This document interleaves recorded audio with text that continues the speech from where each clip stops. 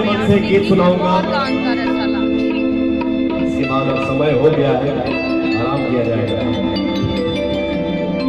भैया हीरो की होली हमारे साल MP3 एल्बम होली के गीत एक तो भाव हमारे देश के जो जवान है कोनो भी समय में कभी भी किस टाइप का फोन आ जाएगा और उस जवान को घर छोड़ के जाना पड़ता है, उसकी पत्नी क्या बोलती है?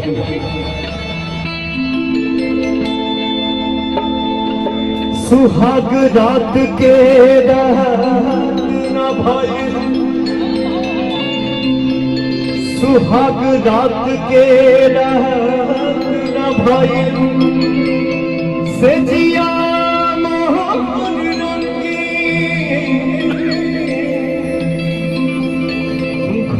घट उठे से पहले राजा उठा लेना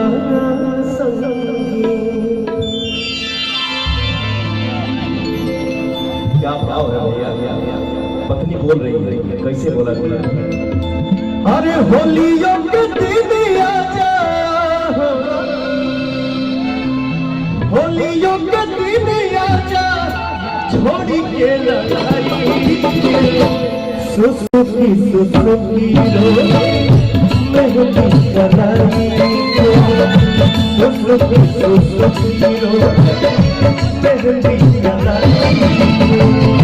भगवान की भूल कोई, भगवान की भूल कोई अपना लगाई, सुसुकी सुसुकी रो मेहंदी कलाई, सुसुकी सुसुकी रो मेहंदी कलाई।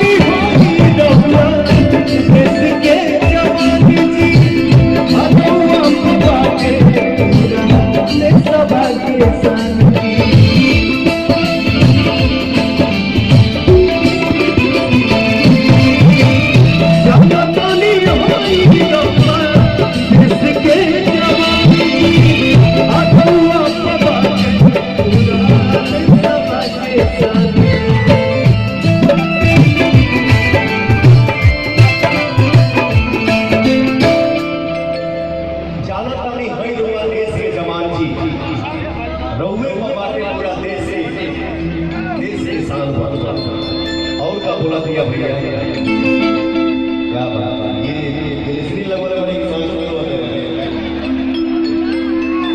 सांसों में आंसू आए।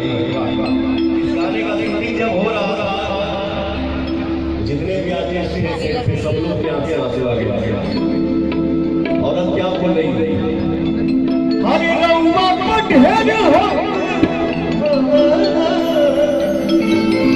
रउआ को ढेर हो भारत माई, सुसुकी सुसुकी रो मेहंदी कलाई, सुसुकी सुसुकी रो मेहंदी कलाई।